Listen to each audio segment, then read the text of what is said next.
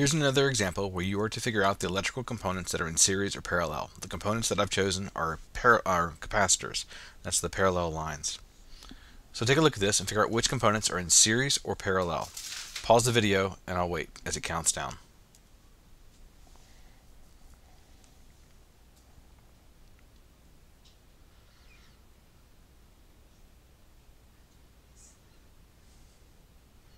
So hopefully you pause the video so you can figure out which ones are which. If I look at this for the solution, the ones in series are going to be H, E, D, D, and C, S, R, P, L, K, T, and AA, G, F, N, E, E, V, and X. So let's show which ones those are. Here's the top ones with the H, E, D, C. Here's S and R. Here's the P, L, K. They're in series. T and A, remember, series means one after another without a junction in between. Here's the G and F. The N and EE, even though it's got a bend in the wire, that bend is not a junction. And then I've got V and X, and again another bend in the wire, but a bend is not the same as a junction. So those are all the ones that are in series. Now let's look at the ones that are in parallel.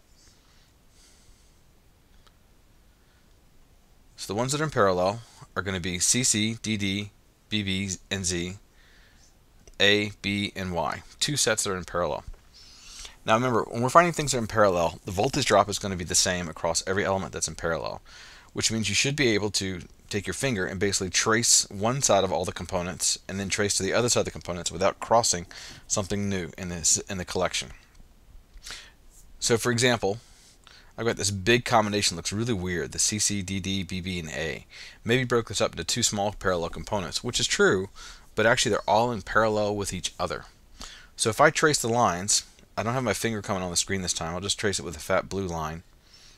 And you can see that I can go from one side of the capacitors without crossing a fifth capacitor, and I can go to the bottom side using the red arrows.